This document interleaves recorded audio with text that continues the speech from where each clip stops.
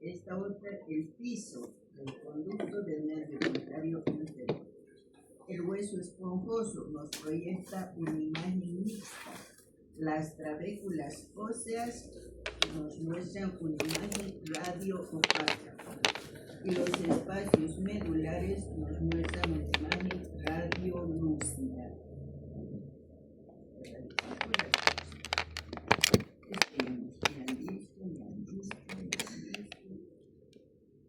Estamos haciendo la interpretación de la serie radiográfica. Vamos a la radioanatomía del maxilar superior. Fíjense en su radiografía de los incisivos centrales, donde sería lo ideal que se observen estas 9 estructuras, pero tal vez se observan solamente algunas. Entonces, la sutura intermaxilar, que es una articulación inmóvil, ¿no?, que se ubica en la parte central entre los dos incisivos. Si bien su imagen puede ser frecuente, pero no es constante, porque ustedes saben, con el tiempo se va consolidando la sutura intermaxilar, pero en radiografías de niños, de personas jóvenes, se puede observar. Pero si no se observa, en su hojita pone no se observa. La espina nasal anterior. Como definimos a una espina, es una prominencia aguda de hueso. Aquí estamos observando como ejemplo la espina nasal anterior, que al examen radiográfico proyecta una imagen radio-opaca en forma de V o de pico. De la parte superior de la espina nasal anterior podemos ver la parte inferior y en algunos casos parte del tabique nasal. ¿Qué hueso conforma el tabique nasal? El hueso gómero, ¿no? Entonces podemos ver que nos proyecta una imagen radiopaca que me está separando estos dos espacios, que corresponde a las fosas nasales, que generalmente tienen la forma piriforme, y en la radiografía, como es fosa, las fosas se muestran radiolúcidas. Proyecta una imagen radiolúcida. Estas 4, en algunos casos, como estamos observando aquí, se puede observar parte de los cornetes inferiores, en algunos casos, pero en la mayor parte de los casos tal vez no se vea.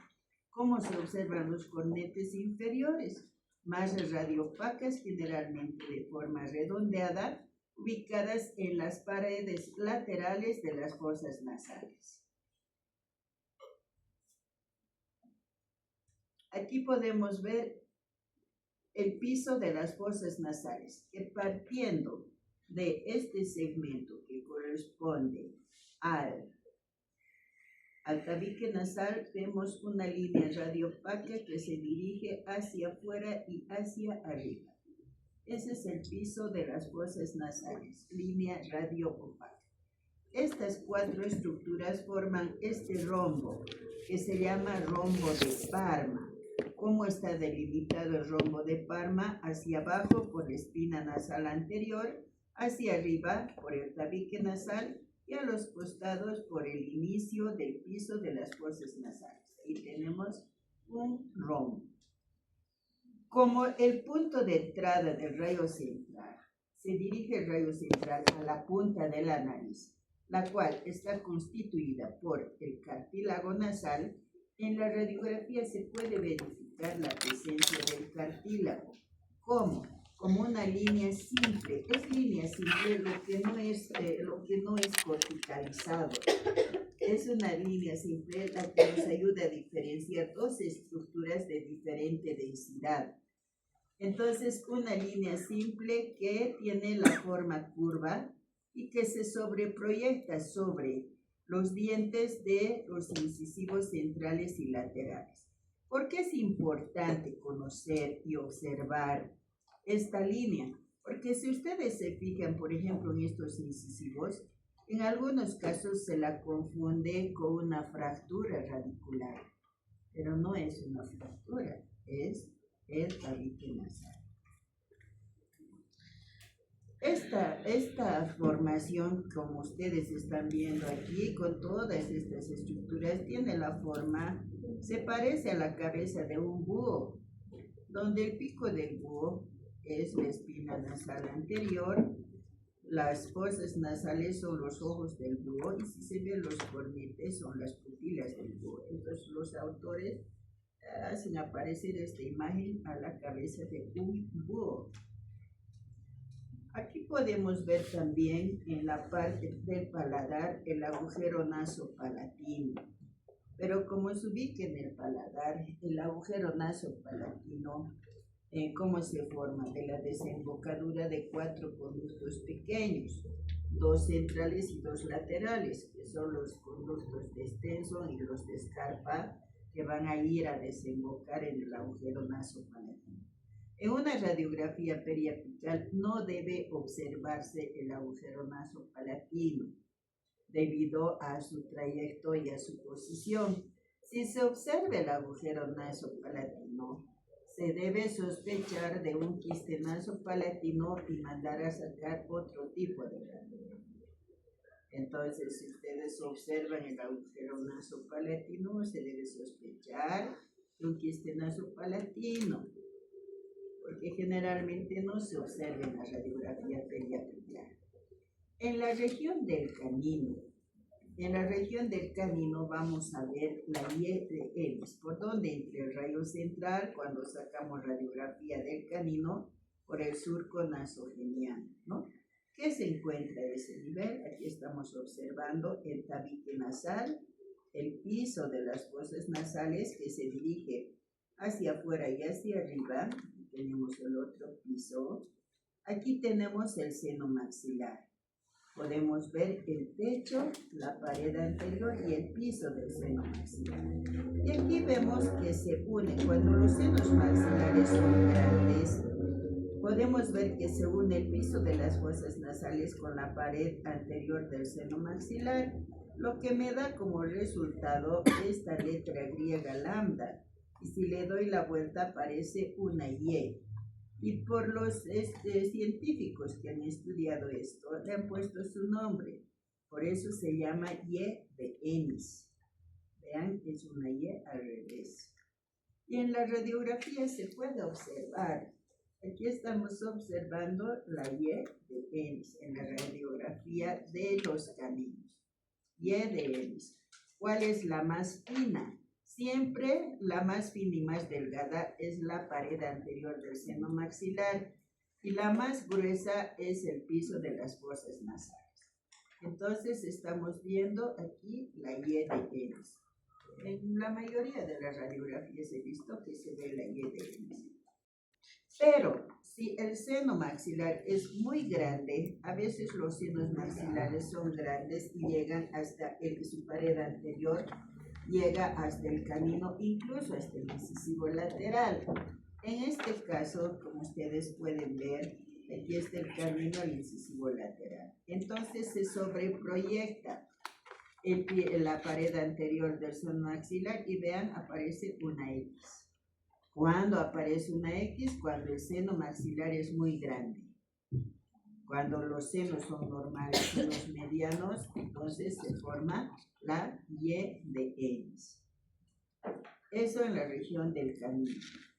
En la región de los premolares vamos a estudiar el seno maxilar.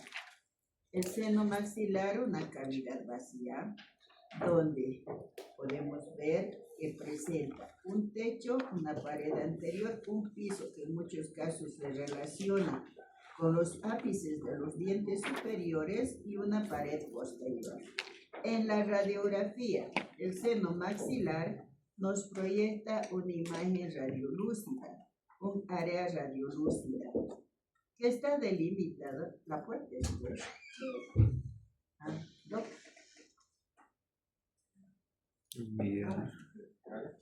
Ahí no. Si no vieja se ve joven. Ahí tiene barbita. Ya.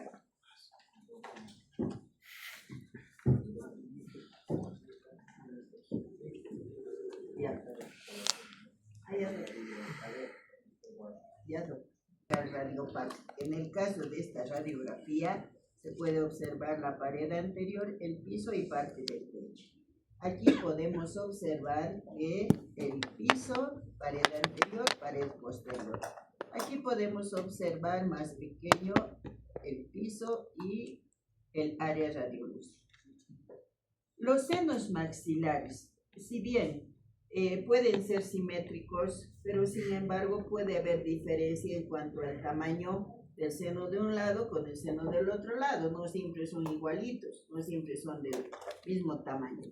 De acuerdo al tamaño, se dividen en senos maxilares grandes, medianos y pequeños. ¿Cuáles son las grandes?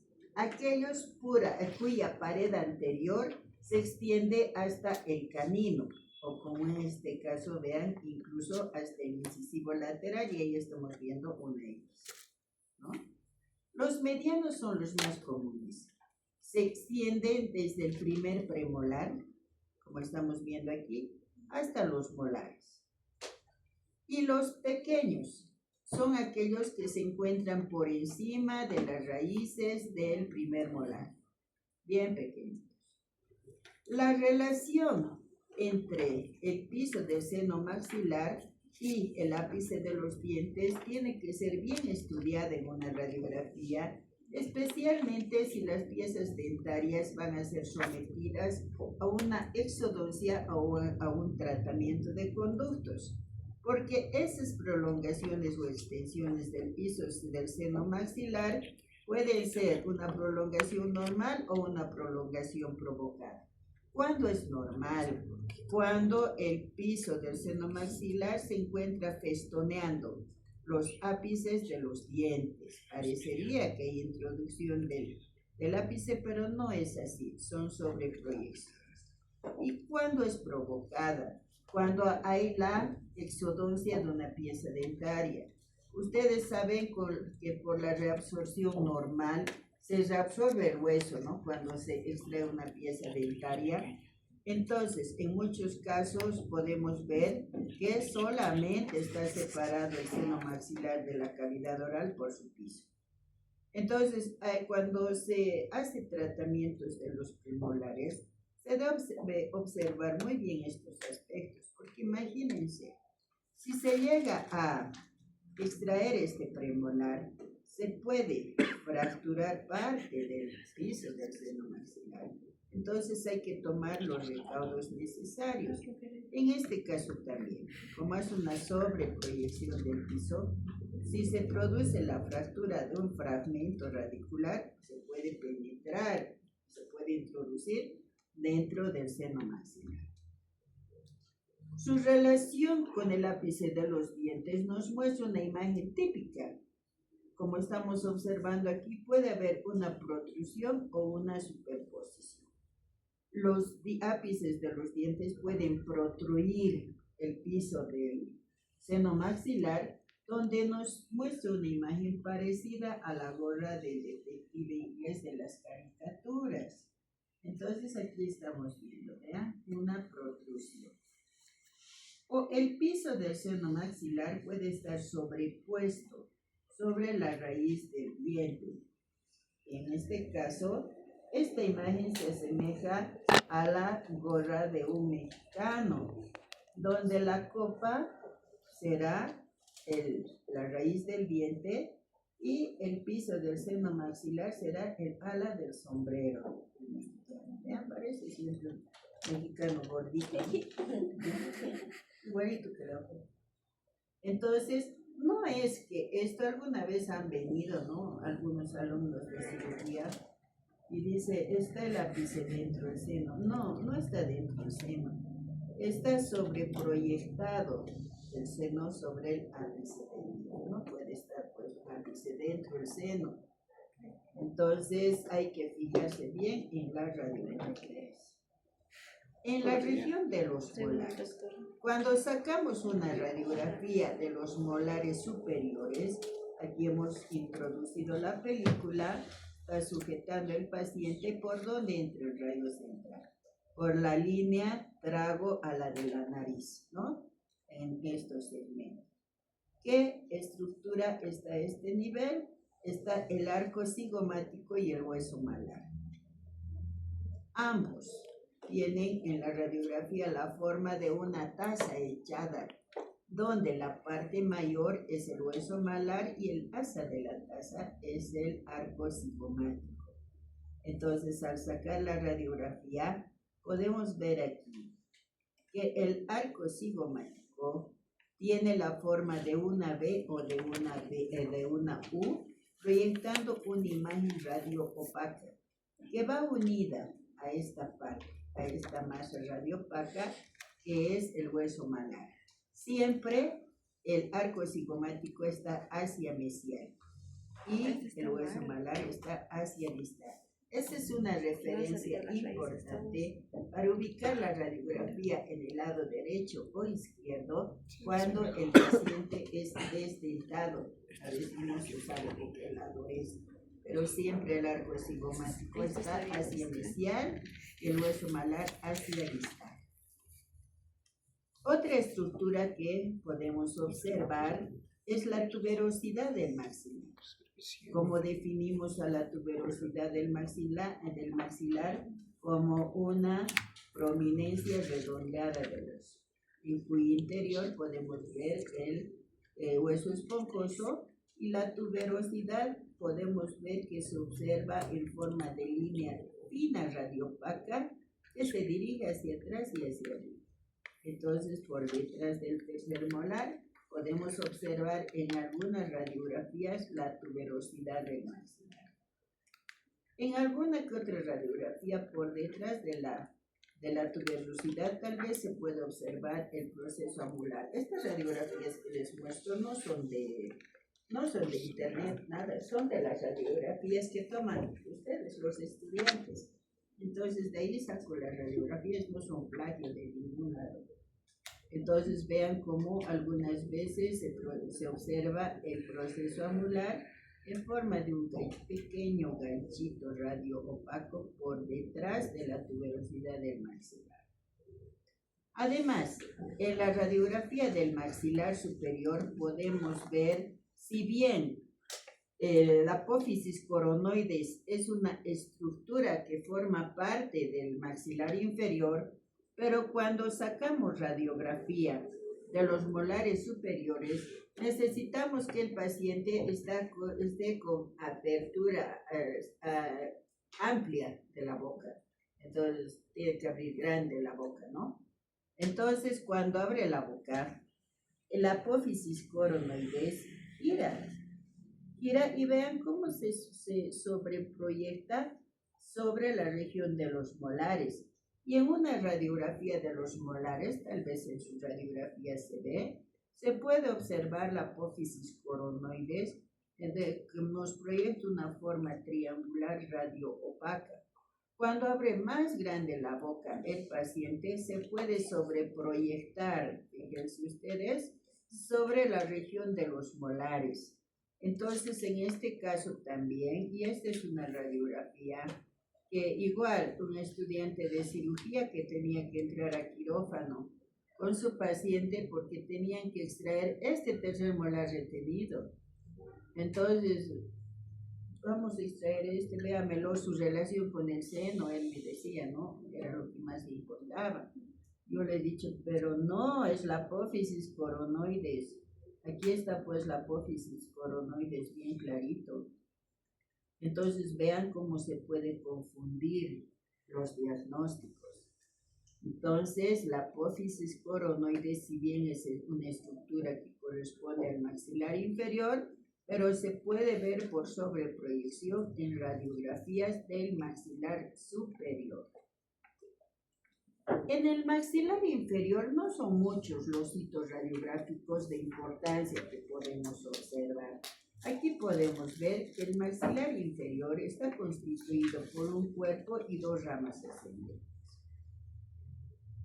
Del cuerpo se desprenden las ramas que en la parte superior presentan la apófisis coronoides, la sutura sigmoidea y el cóndilo, que va unido a esta parte por el cuello, por su cuello. Lo mismo al otro lado. Entonces, esas son las partes, tienen la forma de una herradura, ¿no? Y aquí podemos ver estos agujeritos que son los agujeros mentonianos, donde claramente se observa en una radiografía especialmente panorámica. En la región de los incisivos, ustedes han sacado radiografía de los incisivos. En la película se coloca en contacto con la tabla lingual de las piezas dentarias y ahí está esta estructura anatómica que tal vez en alguna radiografía se pueda observar. El agujero lingual, un pequeño puntito radiolúcido, como ustedes pueden observar, está rodeado por una cortica radiopaca, como un halo radiopaco. Algunos dicen una florcita. Entonces, ¿qué es esto? ¿Qué es esta imagen radiopaca? Son las apófisis Jenny, ¿no?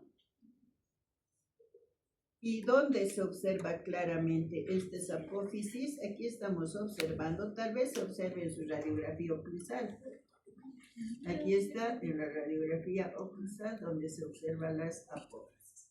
Entonces, si en alguna radiografía se observa este puntito, bienvenido el agujero lingual. En algunas radiografías también, tal vez se observe, aquí tenemos esta parte que corresponde al mentón, la sínfisis mentoniana, que al examen radiográfico nos proyecta una imagen ligeramente radiopaca de forma triangular. En algunos casos se observa también el borde inferior de la mandíbula. Este uno que se ve. Una prominencia lineal de hueso. Prominencia radiopaca lineal de hueso. Entonces, esas estructuras a veces es posible observar en una radiografía de los incisivos. Aquí pueden ustedes ver esta línea. A ver, fíjense en sus incisivos. Como en el maxilar superior veíamos la imagen que proyectaba el cartílago nasal, en este caso, esta imagen corresponde al labio inferior. Esta imagen radiolúcida de forma curva, sobreproyectada a las coronas de los incisivos. Entonces no es una falla, un error radiográfico, es el labio inferior. Si estaría ubicado en un solo diente, tal vez podría ser un error. Nos vamos en el canino y hemos estudiado la anatomía del diente, ¿no? Ahora nos vamos a la región de los premolares. En la región de los premolares, ¿qué se encuentra? El agujero mentoniano. El agujero mentoniano, que como estamos observando ustedes que tienen ahí su cráneo, mandíbula, fíjense, el agujero mentoniano. Y fíjense cuál es el trayecto del agujero mentoniano. Viene desde arriba hacia atrás y hacia afuera. Entonces, en la radiografía no se va a ver un agujerito así como aquí. Por ese su trayecto, por esa su orientación, se lo ve como una manchita radiolúcida que puede estar ubicada entre los dos premolares, por debajo de las raíces del primer premolar o por debajo de la raíz del segundo premolar, sobreproyectado a la raíz de uno de los premolares, entonces no tiene una posición definida. ¿Y qué es el agujero mentoniano? Es la desembocadura del nervio dentario inferior, como estamos observando aquí. Aquí está el nervio dentario inferior que está desembocando en el agujero mentoniano. En algunas radiografías se puede observar en la región de los molares,